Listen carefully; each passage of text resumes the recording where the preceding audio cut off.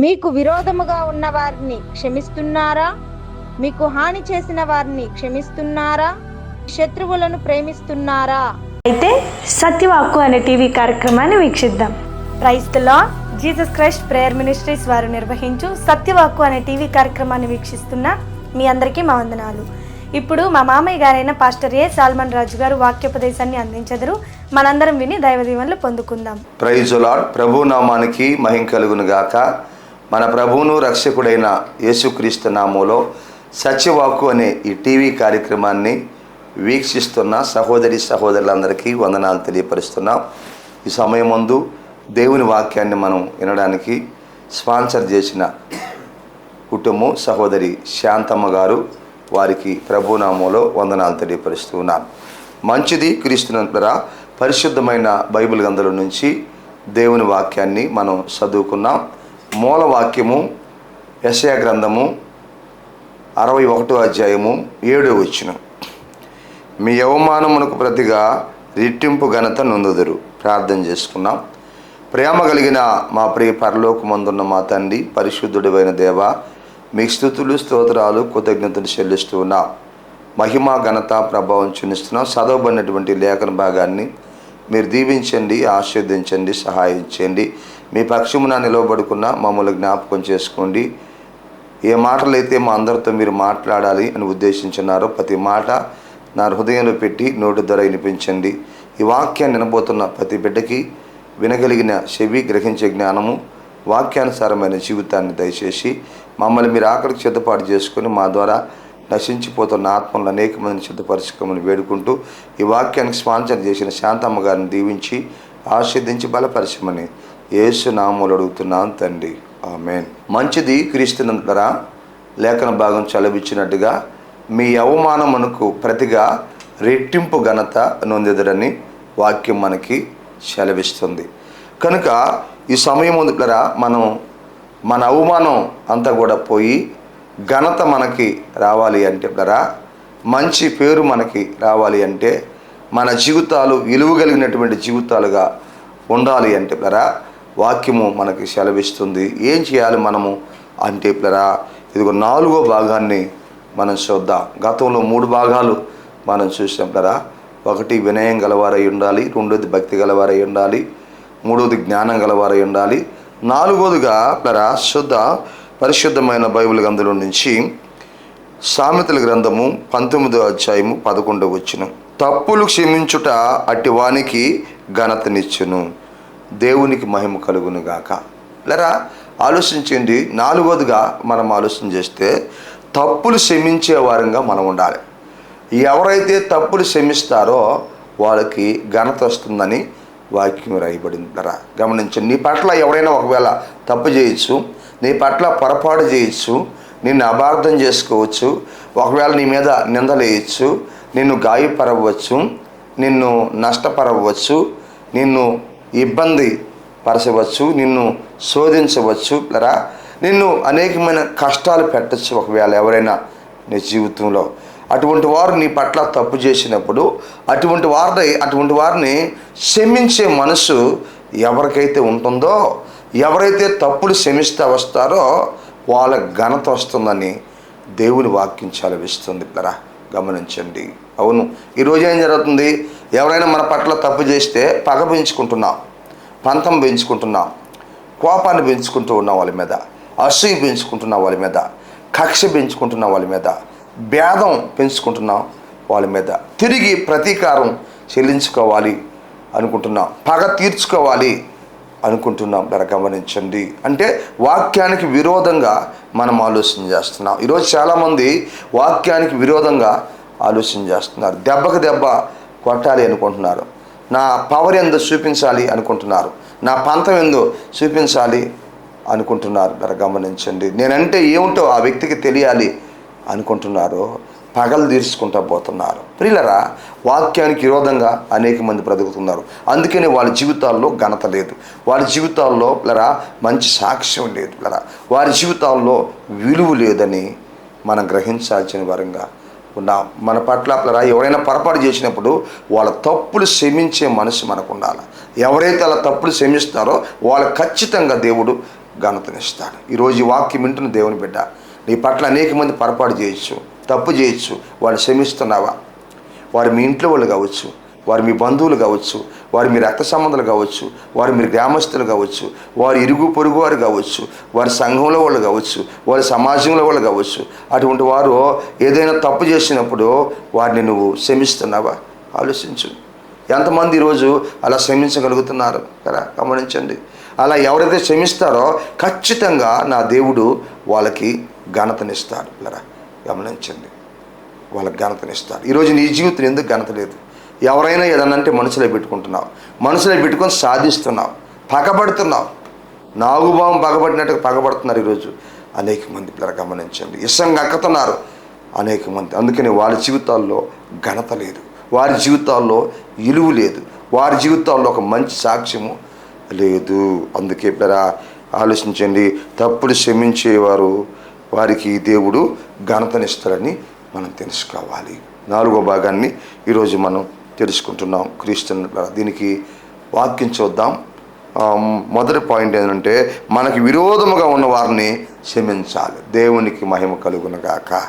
ఆలోచించేయండి కదా. మొదటి పాయింట్ మనం చూద్దాం, మనకి విరోధంగా ఉన్న వారిని క్షమించాలి. ఆలోచించేయండి. ఎవరైతే మనకు విరోధంగా ఉంటారో, మనకు వ్యతిరేకంగా ఉంటారో, మనకు ఆపోజిట్గా ఉంటారో వాళ్ళని మనం క్షమించాలి అని లేఖన భాగం మనకు తెలియపరుస్తూ ఉంది. చూద్దాం. పరిశుద్ధమైనటువంటి బైబిల్ గ్రంథంలో నుంచి మార్కు రాసిన సువార్త 11వ అధ్యాయము 25వ వచనం. మీకు ఒకని మీద విరోధం ఏమైనా కలిగి ఉన్న ఎడల మీరు నిలవబడి ప్రార్థన చేయనప్పుడల్లా వారిని క్షమించుడి. అప్పుడు పరలోకమందున్న మీ తండ్రి మీ పాపములను క్షమించును. మీకు ఒకని మీద విరోధం ఏమైనా కలిగి ఉన్న ఎడల. ఎవరి మీదైనా నీకు విరోధం ఉందా? ఆలోచించులరా. మనకి విరోధస్తులు ఉన్నారా? మనకి విరోధస్తులు ఉన్నారు అని మనం ఏం చేయాలంట?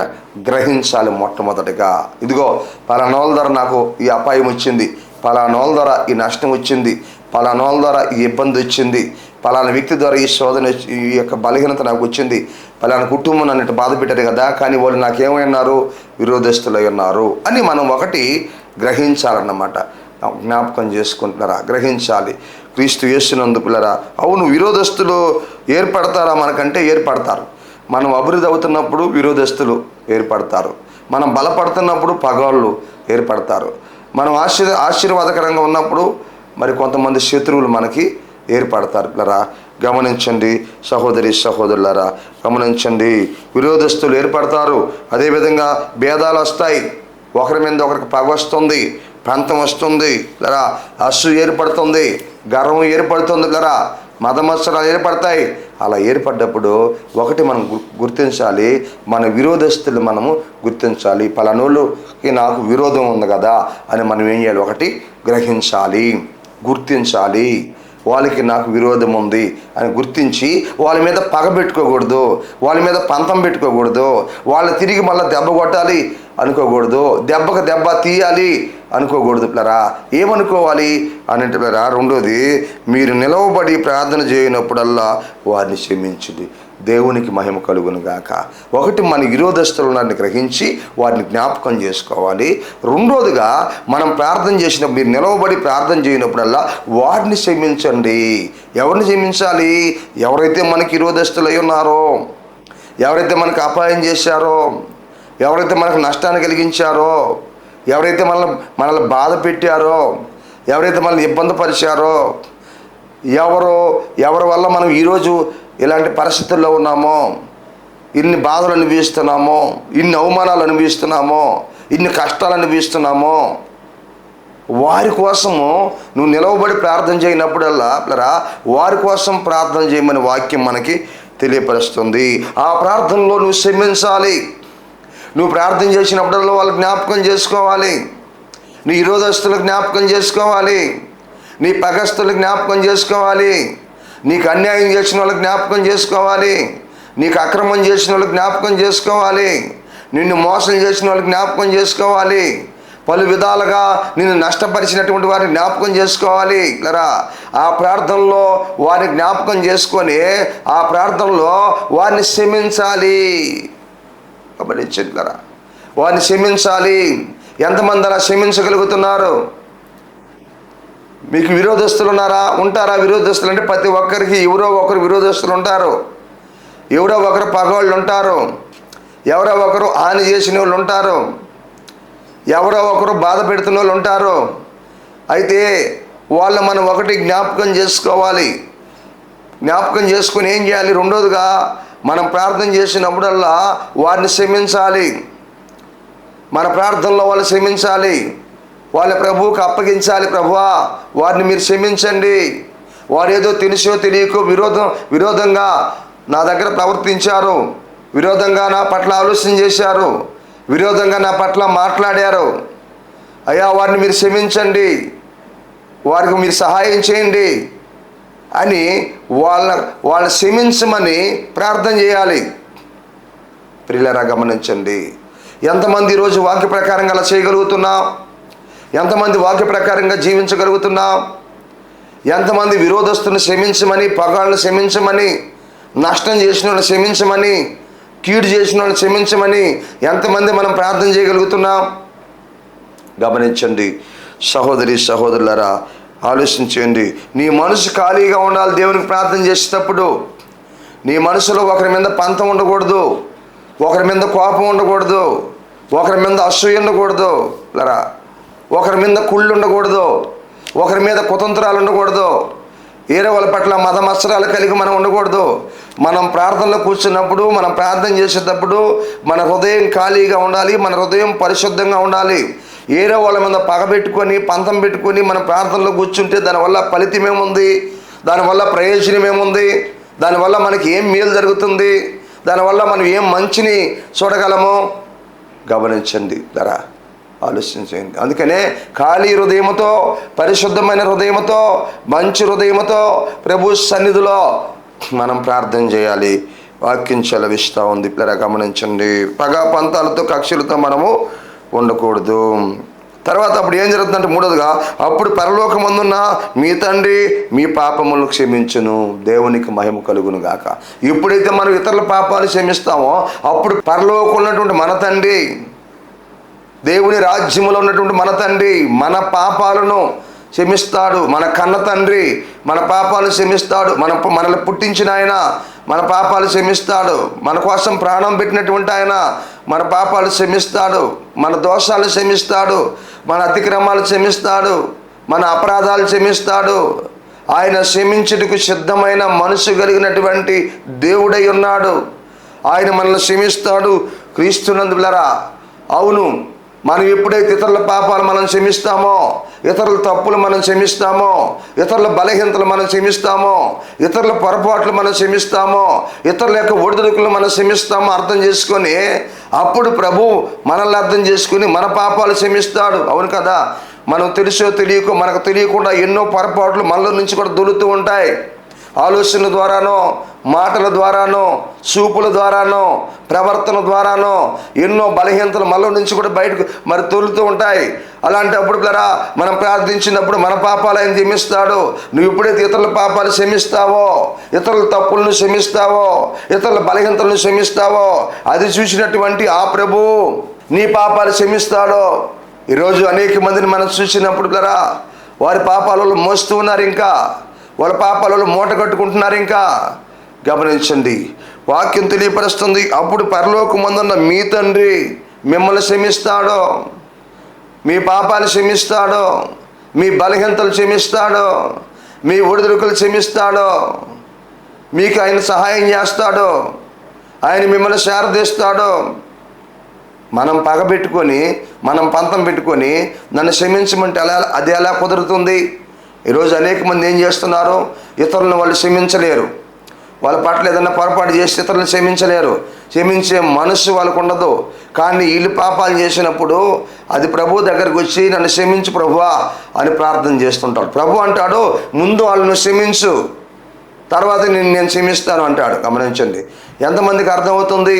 ఎంతమంది అర్థం చేసుకోగలుగుతున్నారు? గమనించండి పిల్లరా. ఈరోజు క్రైస్తవ సమాజం ఎలా పోతుంది జ్ఞాపకం చేసుకున్నాం.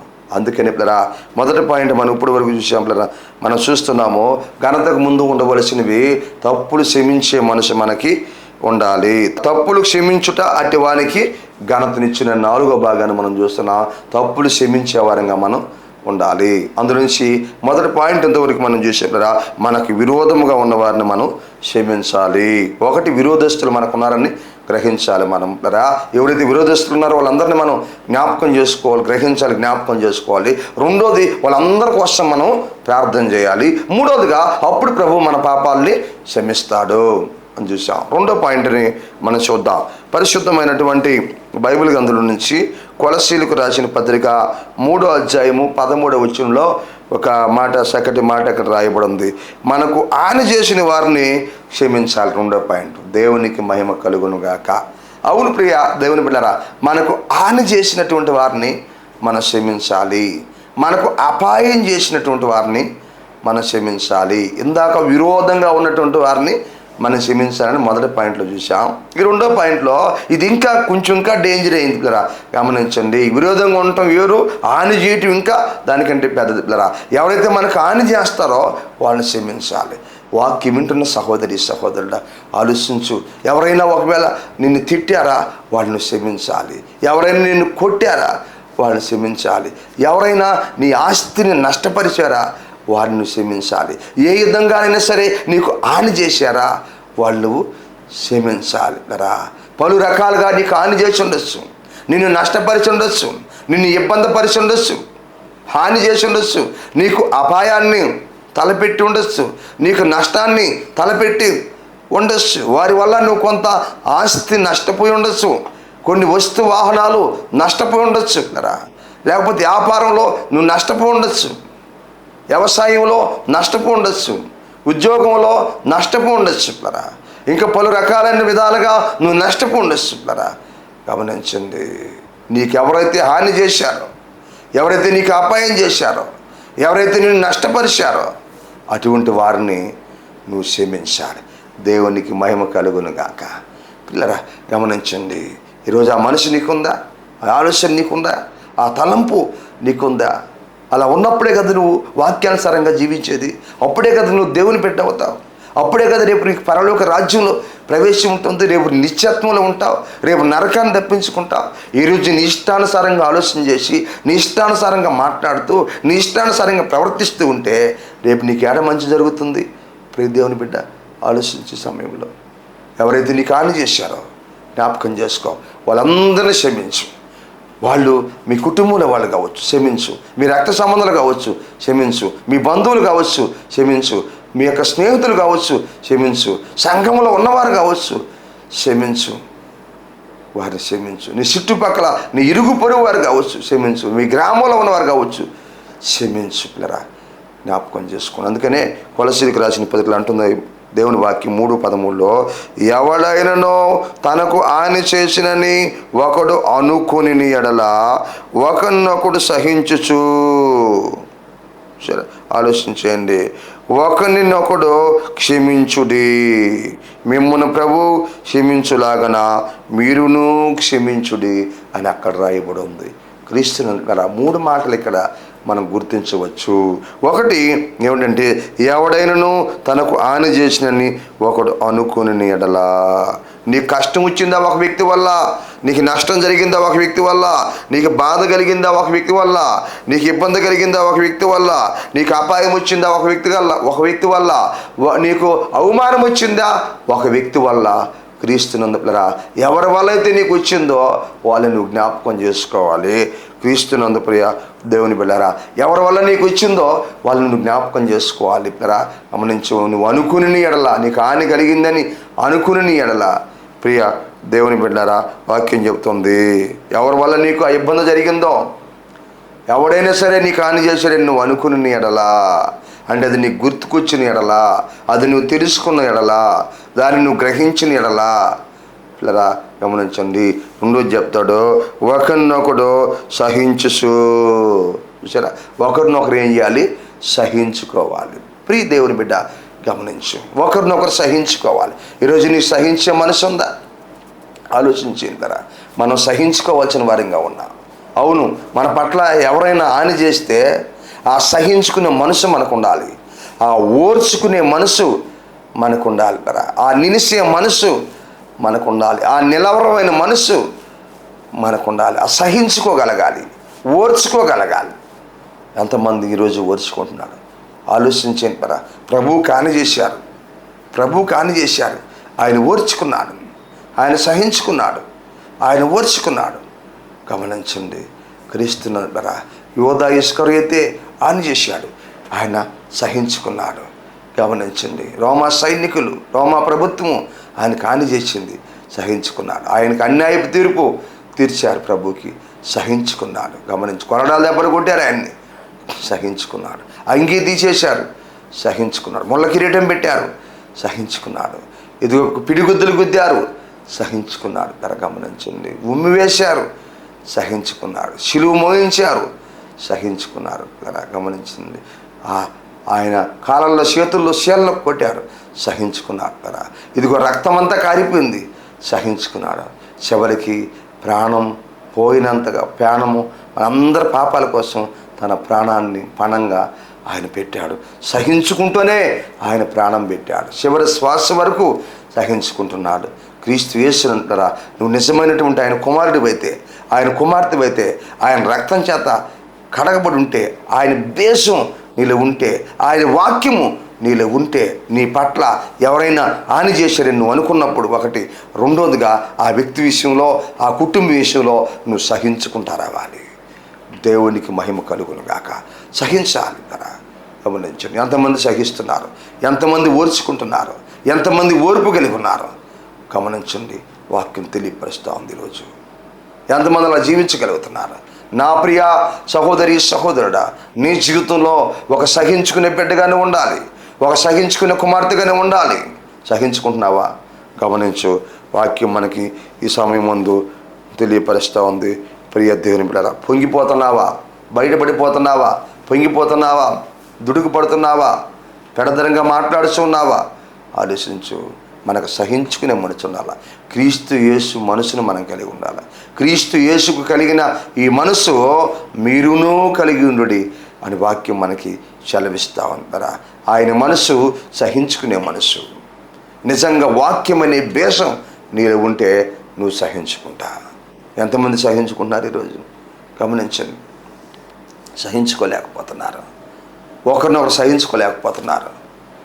భార్య ఒక మాట అంటే సహించుకోలేకపోతున్నారు, భర్త ఒక మాట అంటే సహించుకోలేకపోతున్నారు, పిల్లలు ఒక మాట అంటే సహించుకోలేకపోతున్నారు, తల్లిదండ్రులు ఒక మాట అంటే పిల్లలు సహించుకోలేకపోతున్నారు, సహోదరులు ఒక మాట అంటే సహించుకోలేకపోతున్నారు, మందలిస్తే సహించుకోలేకపోతున్నారు, సరిచేస్తే సహించుకోలేకపోతున్నారు, ఒకరినొకరు సహించుకోలేకపోతున్నారు, ఓర్చుకోలేకపోతున్నారు. గమనించండి. సంఘంలో సాటి సహోదరులు ఏదైనా ఒక మాట అంటే సహించుకోలేకపోతున్నారు, ఏదైనా సరిచేసే విధానంలో సరిచేస్తే సహించుకోలేకపోతున్నారు. ఎంతకాలం ఇలా జీవిస్తావు? ఎంతకాలం ఇలా బ్రతుకుతావు?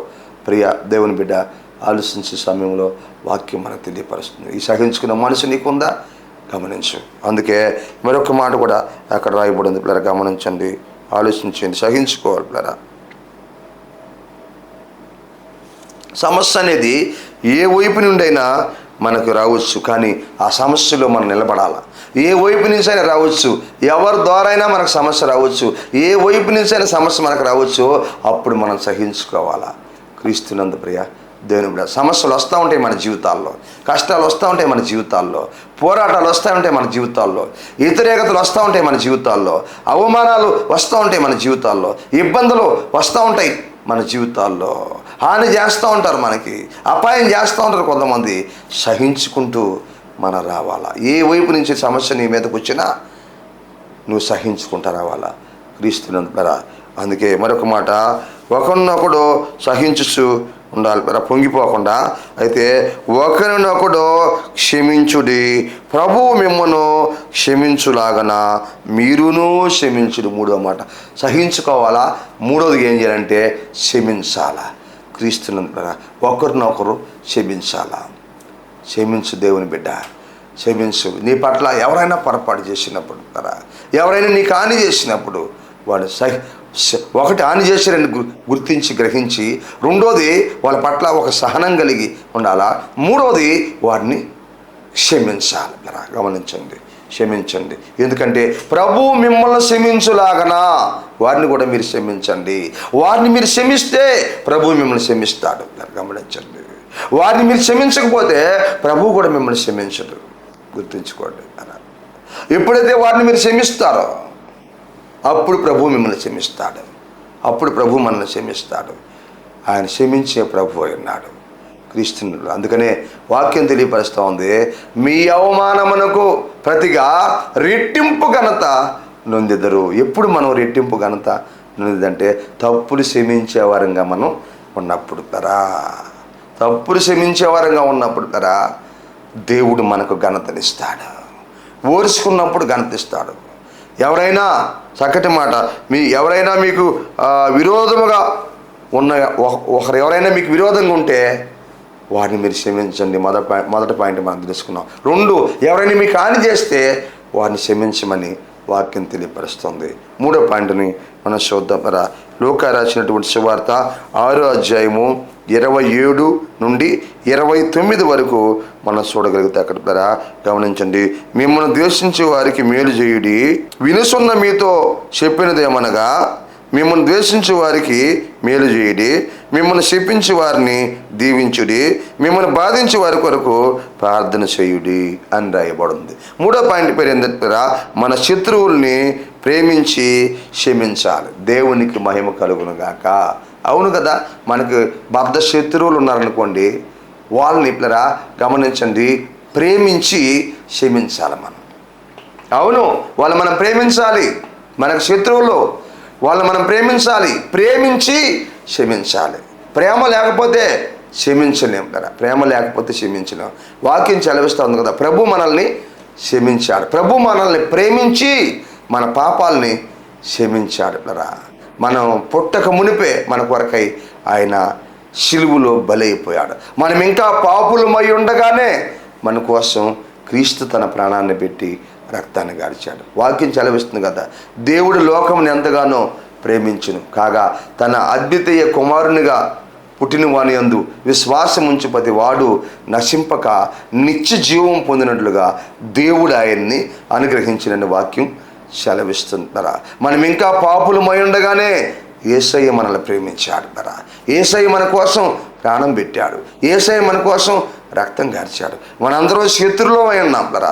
పాపంలో జీవిస్తూ, పాపంలో పుట్టి, పాపంలో జీవిస్తూ, పాపంలో బ్రతుకుతూ, పాప సంబంధమైన ఆలోచనల్లో, పాప సంబంధమైన కోరికల్లో, పాప సంబంధమైన చూపుల్లో, పాపానికి సంబంధించిన మాటల్లో, పాపానికి సంబంధించిన ప్రవర్తనలో మనం బ్రతుకుతూ ఉన్నప్పుడు మన ప్రభు మనం ఇంకా పాపులమై ఉండగానే మనల్ని ప్రేమించి మన కోసం తన రక్తాన్ని కార్చి శిలువ మరణాన్ని పొంది సమాధి చేయబడి తిరిగి మరలా 3వ రోజు మృత్యుంజయుడు తిరిగి లేచి పరలోకానికి ఆరోహణమయ్యాడు.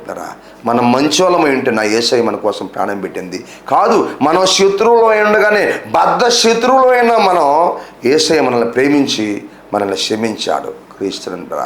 అదేవిధంగా ఇప్పుడు మనం కూడా ఏం చేయాలి? నిజమైన ఆయన పిల్లలమైతే మనం కూడా ఏం చేయాలని వాక్యం సెలవిస్తుందంటే మన శత్రువులను ప్రేమించి క్షమించాలి. దేవునికి మహిమ కలుగును గాక. శత్రువులు ఇందాక చెప్పినట్టుగా శత్రువులు మనకు తయారవుతారా? తయారవుతారు. అవును, మనం మంచి చేస్తా పోతున్నా కానీ మనకు శత్రువులు తయారవుతారు. మనం మేలు చేస్తున్నా కానీ మనకు శత్రువులు తయారవుతారు. మనం ఆరోగ్యంగా ఉన్నా మనకు శత్రువులు తయారవుతారు. మనం ఆశీర్వాదకరంగా ఉన్నా కానీ మనకి శత్రువులు తయారవుతారు. గమనించండి, ఆలోచించేయండి. అన్ని విధాలుగా మనం బాగున్నాం అనుకోండి, మన కుటుంబం బాగుందనుకోండి, మన సంఘం బాగుందనుకోండి, మన పరిచర్య బాగుందనుకోండి, గమనించండి, ఆటోమేటిక్గా శత్రువులు మనకు తయారైపోతారు. నువ్వు ఇన్ని మంచి పనులు చేస్తా పోతున్నప్పుడు కూడా ఒకవైపు శత్రువులు తయారైపోతారు. అసూయతో శత్రువులు తయారవుతారు. వారవలేక మన అభివృద్ధిని చూసి వారవలేక, మన ఎదుగుదల చూసి వారవలేక అసూయతో శత్రువులు తయారైపోతారు. క్రీస్తునందు ప్రియ దేవుని బిడ్డలారా, ఆలోచించేయండి. ఇస్సాకు ఆ రోజుల్లో ఆ ప్రాంతంలో ఆశీర్వాదకరంగా ఉన్నప్పుడు ఆయన ఆశీర్వాదాన్ని చూసి అక్కడున్న ఫిలిష్తీయులు అసూయపడ్డారట.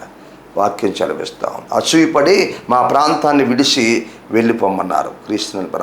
అవును, మన జీవితాల్లో మనం ఆశీర్వాదకరంగా దీవెనకరంగా ఉన్నప్పుడు కూడా కొంతమంది అసూయతో మనకి శత్రువులు తయారైపోతారు పరా. పలు రకాలైన దాడులు మన మీద చేస్తారు పరా.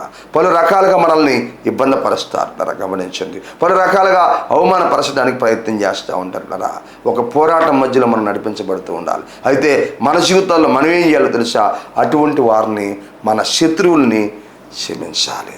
క్రీస్తునందు ప్రియ దేవుని బిడ్డలారా, ఆలోచించి ఈ లోకంలో మనం జీవిస్తూ ఉన్నప్పుడు, ఈ క్రైస్తవ జీవితంలో మనం జీవిస్తూ ఉన్నప్పుడు కదా, మంచి మార్గంలో మనం పోతూ ఉన్నప్పుడు కదా, ఇదిగో మనకు అనేక మంది శత్రువులు తయారవుతారు. అయితే వారిని ఏం చేయాలి? మనము క్షమించాలని వాక్య భాగం మనకి తెలియపరుస్తూ ఉంది. అందుకే ఇక్కడ అంటాడు మొదటి మాట, మిమ్మును ద్వేషించు వారికి మేలు చేయుడి, దేవునికి మహిమ కలుగునుగాక. మిమ్మల్ని ద్వేషించే వారికి మేలు చేయండి. చూసారు, ద్వేషించడం అంటే ఆశ్రయించుకోవడం, శీద్రించుకోవడం, అవమానించడం, మనల్ని పక్కన పెట్టేయటం, మనల్ని లెక్క చేయకుండా ఉండటం. ఇలాగ మనల్ని ఏం చేస్తారంటే కొంతమంది ద్వేషిస్తారు. అలా ద్వేషించేటువంటి వారికి ఏం చేయమని వాక్యం చదివిస్తుంది? మేలు చేయండి, దేవునికి మహిమ కలుగును గాక. ఎవరైతే మిమ్మల్ని శీద్రించుకుంటున్నారో, ఎవరైతే మిమ్మల్ని అసహించుకుంటున్నారో కదా, ఎవరైతే మిమ్మల్ని దూషిస్తున్నారో, ఎవరైతే మిమ్మల్ని అవమానపరుస్తున్నారో అటువంటి వారికి తిరిగి మీరే మేలు చేయండి. మీ శాతనైనంత వరకు మేలు చేయండి. మీ శాతనైనంత వరకు వాళ్ళకి మంచి చేయండి, వాళ్ళకి సహాయం చేయండి. వాళ్ళు మిమ్మల్ని ద్వేషిస్తూ ఉండవచ్చు, ఒకవేళ మీకు కీడు చేసి ఉండొచ్చు, వాళ్ళు మీకు అపాయం చేసి ఉండొచ్చు, వాళ్ళు మిమ్మల్ని నష్టపరిచి ఉండొచ్చు. వాళ్ళు తిరిగి అలాగనే మీరు కూడా చేద్దామని అనుకోవద్దు. వాళ్ళకి మేలు చేయండి. ఏ రకమైన మీ ద్వారా ఏ మేలైతే వాళ్ళకి జరుగుతుందో ఆ మేలు చేయండి. ఏ మంచి అయితే మీ ద్వారా వాళ్ళకి జరుగుతుందో అది చేయండి. వాళ్ళ అవసరాన్ని గుర్తించి, వాళ్ళ అక్కర్ని గుర్తించి ఎందుకో తెలుసా? అలా నువ్వు మేలు చేసినప్పుడు, నిన్ను ద్వేషించే వారికి నువ్వు మేలు చేసినప్పుడు ప్రభు వాళ్ళతో మాట్లాడతాడు, పరిశుద్ధాత్ముడు వాళ్ళతో మాట్లాడతాడు. క్రీస్తునందు వారి హృదయాల్లో ఒక మార్పు వస్తుంది. చూసారా? అందుకే వాక్యం ఒక చోట సెలవిస్తుంది, కీడు చేసి జయించక కీడును మేలుతో జయించాలి, దేవునికి మహిమ కలుగును గాక. కీడును ఎలా జయించాలి మన జీవితాలు అంటే మేలు చేసి జయించాలి. కీడుతో జయించడం కాదు, అది వాక్యానుసారం కాదు, అది దేవుడు కోరుకునేది కాదు, అది దైవ లక్షణం కాదు, మానవ లక్షణం అది. కీడుతో జయించడం, పగతో జయించడం, కక్షతో జయించడం అది మన గుణం, అది మన స్వభావం, మన బుద్ధి, మన ఆలోచనలో, మన తలంపులయ్యే. కానీ వాక్య ప్రకారంగా చెలవిస్తుంది ఇట్లా కీడును మేలు చేసి కీడును జయించాలి మనం. గమనించండి. అందుకే వాక్యం చెలవిస్తుంది, మిమ్మల్ని ద్వేషించే వారికి మేలు చేయుడి. ఎవరైతే మిమ్మల్ని ద్వేషిస్తున్నారో, అవమానిస్తున్నారో, చీదరించుకుంటున్నారో, అసహించుకుంటున్నారో, మీ గురించి చెడ్డగా మాట్లాడుతున్నారో, మిమ్మల్ని అవమానపరుస్తా మాట్లాడుతున్నారో, నిందిస్తా మాట్లాడుతున్నారో, దూషిస్తా మాట్లాడుతున్నారో వాళ్ళకి మేలు చేయండి, దేవునికి మహిమ కలుగును గాక. చూడండి, మన ఆలోచనకి వాక్యం మనకు బోధించేటువంటి ఆలోచనకి ఎంత వ్యత్యాసం ఉన్నదో గమనించండి. మనం దెబ్బకు దెబ్బ కొట్టాలనుకుంటాం. చూసారు? ఆలోచించేయండి. మిమ్మల్ని ద్వేషించే వారి కోసం మీరు మేలు చేయండి. క్రీస్తునందు సహోదరి సహోదరుడా, వాక్యం చదివిస్తూ ఉంది. రెండో మాట ఆలోచించేయండి, మిమ్మల్ని శపించి వారిని దీవించుడి, దేవునికి మహిమ కలుగును గాక. ఎవరైతే మిమ్మల్ని శపిస్తున్నారో, ఎవరైతే మీరు పాడైపోవాలని, ఎవరైతే మీరు లేకుండా పోవాలని, ఎవరైతే శాపనార్థాలు పెడుతున్నారో, లేకపోతే మిమ్మల్ని శపిస్తున్నారో వాళ్ళని మీరు దీవించండి, దేవునికి మహిమ కలుగును గాక. మీ చేతులెత్తి వాళ్ళని దీవించండి, మీ చేతులెత్తి వాళ్ళని దీవించమని ప్రార్థన చేయండి. వాళ్ళని ప్రభువుకి అప్పగించండి ఇట్లరా, వాళ్ళ ప్రభు పాదాల దగ్గరికి తీసుకురండి ఇట్లరా. గమనించండి, మిమ్మల్ని శపించే వారిని దీవించుడి. ఎంతమందికి ఉండండి ఈ ఆలోచన? ఎంతమందికి ఉంది ఈ తలంపు? ఎంతమంది ఇలా నడిపించగలుగుతున్నారు ఈరోజు క్రైస్తవ సంఘాల్లో? ఎంతమంది వాక్యానికి లోబడుతున్నారు? దేవుడు చెప్పిన మాటకు లోబడుతున్నారు? వాక్యానుసారంగా ఎంతమంది జీవిస్తున్నారు? గమనించండి. అన్ని దేవుడికి తెలుసుగా, అన్ని దేవుడికి తెలుసుకున్నారా? గమనించండి. ఆ తెలిసిన దేవుడు మనం ఎలా బ్రతకాలో నేర్పిస్తున్నాడు, ఎలా జీవించాలి ఈ లోకంలో నేర్పిస్తున్నాడు కదా. గమనించండి. ఎలా మనము ఇతరుల పట్ల ఉండాలో నేర్పిస్తున్నాడు కదా. గమనించండి. మిమ్మల్ని శపించే వారిని దీవించండి. అవును కదా, అవును, దీవించండి. మీరు దీవించండి. ఇదిగో ప్రభు మిమ్మల్ని దీవిస్తాడు, ప్రభు మిమ్మల్ని ఆశీర్దిస్తాడు, ప్రభు మిమ్మల్ని హెచ్చిస్తాడు కదా. ప్రభు మీకు సహాయం చేస్తాడు, ప్రభు మీకు తోడుగా ఉంటాడు, ప్రభు మీకు అండగా ఉంటాడు కదా. గమనించి శత్రువుల మధ్యలో నలిగిపోతున్నావా? నీ చుట్టూ శత్రువులు ఉన్నారా? నిన్ను బాగా ఇబ్బంది పరుస్తున్నారా? ఏడుస్తున్నావా? దిక్కు తెలియని పరిస్థితుల్లో ఉన్నావా? శత్రువుల మధ్యలో సతమతమైపోతున్నావా? శత్రువుల మధ్యలో నలిగిపోతున్నావా? అనేకమైన అపాయాలు నీకు చేస్తున్నారా? ఏమిటి ఈ జీవితం అనుకుంటున్నావా? ఎందుకు ఈ బ్రతుకు అనుకుంటున్నావా? ఎందుకు ఈ కుటుంబం అనుకుంటున్నావా? ఇంకెవరి కోసం నేను బ్రతకాలనుకుంటున్నావా? ఈ జీవితం ఎందుకు ఇంకా అనుకుంటున్నావా? ఈ శ్రమలు నేను పడలేను అంటున్నావా? ఈ బాధలు నేను పడలేను అనుకుంటున్నావా? ఈ ఇబ్బందులు నాకెందుకు అనుకుంటున్నావా? నాకే ఎందుకు చేయాలా అనుకుంటున్నావా? ప్రభు ఉంటే ఏం చేస్తున్నాడు అనుకుంటున్నావా? నన్ను ఎందుకు ఇలా ఇబ్బంది పడతా ఉంటే చూస్తూ ఉన్నాడు అనుకుంటున్నావా? క్రీస్తునంతరా వెళ్ళిపోవాలనుకుంటున్నావా? చనిపోవాలనుకుంటున్నావా? దూరంగా పారిపోవాలనుకుంటున్నావా? అంత వదిలేసి వెళ్ళిపోవాలనుకుంటున్నావా? ప్రభు నీతో మాట్లాడుతున్నాడు. ఈ సమయంలో నువ్వేం భయపడాల్సిన అవసరం లేదు. ప్రభువు నీకు చెప్పింది చెయ్యి, ప్రభువు నీకు బోధించింది చెయ్యి. ఆయన నీకేం చెప్తున్నాడో దాన్ని చేయమని వాక్యం చదివిస్తూ ఉంటారా. ఇదిగో మిమ్మల్ని శపించి వారిని దీవించుడి, కానీ తిరిగి వాళ్ళని శపించొద్దు, వాళ్ళని దీవించో. దేవుడు మిమ్మల్ని ఆశీర్దిస్తాడో, దేవుడు మిమ్మల్ని దీవిస్తాడో, దేవుడు మీకు సహాయం చేస్తాడో, దేవుడు మీకు కార్యం జరిగిస్తాడో, తన కృపను మీకు అనుగ్రహిస్తాడో. ఓడి శపిస్తే మీరు శపించొద్దు. ఆలోచించేయండి. క్రీస్తునందు ప్రియ దేవుని బిడ్డరా, గమనించండి. వాడు శపిస్తే దాన్ని మనకు ఆశీర్వాదంగా దేవుడు మారుస్తాడు, దాన్ని మనకు దీవెనకరంగా దేవుడు మారుస్తాడు పిల్లరా. ఎవరో శపించినంత మాత్రాన అది దానివల్ల మనకేం కాదు. ఎవరో శపించినంత మాత్రాన మనకి ఎటువంటి ఇబ్బంది లేదు పిల్లరా. దానివల్ల మనకేం రాదు. గమనించండి. తిరిగి మళ్ళీ వాళ్ళు మీరు దీవించండి. వాళ్ళు శపించినంత మాత్రాన, వాళ్ళు నోటి మాట మాట్లాడినంత మాత్రాన మనకి ఏమి అక్కడ అపాయం ఏమి రాదు కదా. మన పక్షాన దేవుడు ఉన్నాడు, మన పక్షాన తన కార్యాన్ని జరిగిస్తాడు కదా. గమనించండి. తిరిగి మాత్రం మీరు శపించొద్దు, వాళ్ళని దీవించండి, వాళ్ళని దీవించండి. బైబిల్ గ్రంథంలో ఒక మాట రాయబడింది, వారు శపించెదరు కానీ నీవు దీవించదువు, దేవునికి మహిమ కలుగును గాక. కీర్తనల గ్రంథంలో చక్కటి మాట రాయబడింది, వారు శపించెదరు కానీ నీవు దీవిస్తావు. వాళ్ళు ఒకవేళ మనుషులు మనల్ని శపించవచ్చు, దేవుడు మనల్ని దీవిస్తూ వస్తాడు, దేవుడు మనల్ని ఆశీర్వదిస్తూ వస్తాడు, దేవుడు మనల్ని హెచ్చిస్తూ వస్తాడు, దేవుడు మనల్ని బలపరుస్తూ వస్తాడు, దేవుడు మనల్ని అభివృద్ధిపరుస్తూ వస్తాడు, దేవుడు మనల్ని స్థిరపరుస్తూ వస్తాడు. క్రీస్తునందులరా. తర్వాత ఇంకొక మాట, మూడో మాట ఏమిటి అంటే అక్కడ మిమ్మల్ని బాధించే వారి కొరకు ప్రార్థన చేయుడి. చూసారా, దేవునికి మహిమ కలుగును గాక. ఎవరైతే మిమ్మల్ని బాధ పెడుతున్నారో వాళ్ళ కోసం ప్రార్థన చేయండి.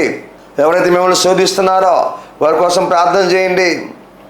ఎవరైతే మీ నష్టాన్ని కోరుకుంటున్నారో వాళ్ళ గురించి ప్రార్థన చేయండి. బాధిస్తున్న వారి కోసం ప్రార్థన చేయండి. క్రీస్తునందు ప్రియ దేవుని బిడ్డ, ఒకవేళ నీ జీవితంలో మీ భర్త నిన్ను బాధ పెడుతున్నాడా? నీ భర్త వల్ల నువ్వు బాధపడుతున్నావా? నీ భర్త నిన్ను శోధిస్తున్నాడా? ఆయన తిడుతూ నువ్వు కూర్చోన్నావా?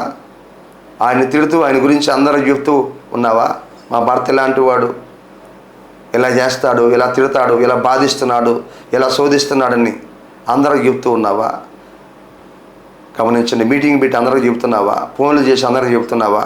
సహోదరి సహోదరుడా, ఒకవేళ నీవు నీ భర్త వల్ల బాధపడతా ఉంటే, నీ భర్త నిన్ను బాధిస్తూ ఉంటే, నీ భర్త కోసం ప్రార్థించు, నీ భర్త మార్పు కోసం ప్రార్థించు, నీ భర్త రక్షణ కొరకు ప్రార్థించు, నీ కుటుంబ ఆశీర్వాదం కోసం ప్రార్థించు. క్రీస్తునందులరా గమనించు, దేవుడు గొప్ప మార్పుని ఇస్తాడు అలా ప్రార్థించినప్పుడు. నువ్వు ఒకవేళ వేరే వారి వల్ల నువ్వు బాధపడుతున్నావా?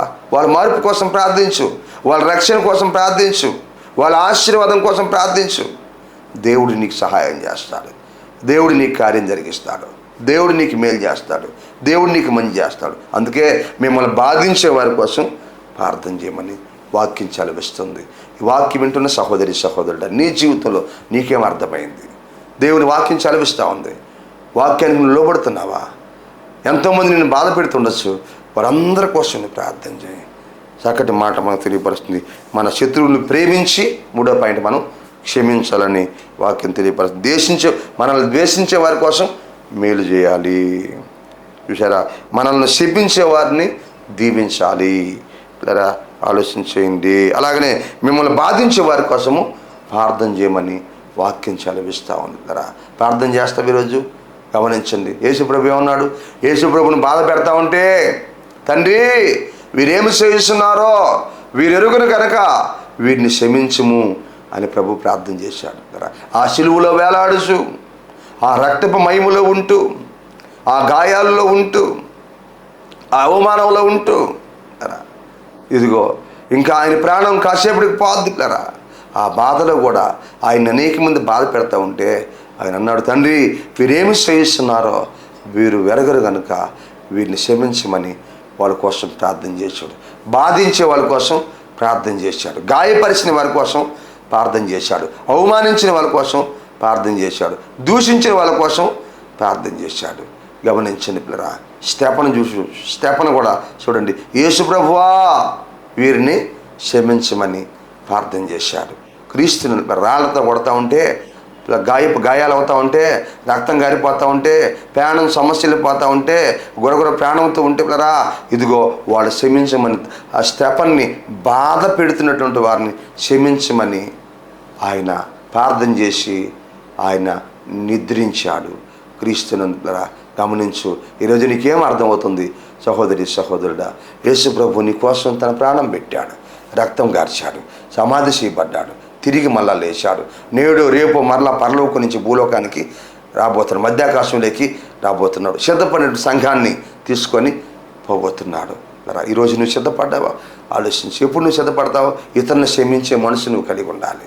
అప్పుడు నీకు ఘనత వస్తుంది. ఈ వాక్య ప్రకారంగా మనం జీవిస్తూ వస్తే సిద్ధపడతాం.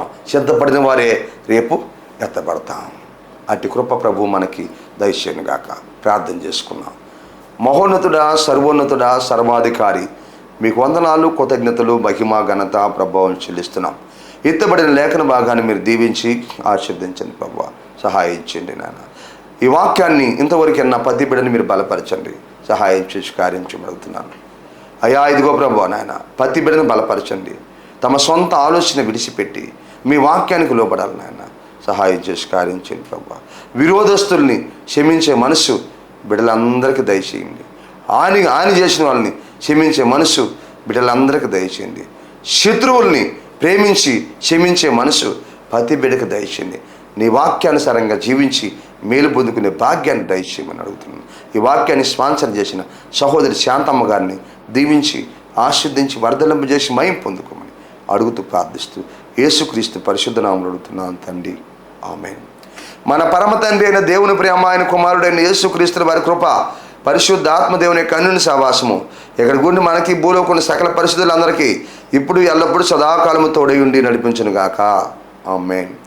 ఇంతవరకు శ్రద్ధగా దేవుని వాక్యాన్ని మీ అందరికీ ప్రభు యేసుక్రీస్తు నామములో వందనాలు తెలియపరుస్తున్నాం. ప్రభు మిమ్మల్ని అందరినీ దీవించి ఆశీర్వదించును గాక, ఆమేన్.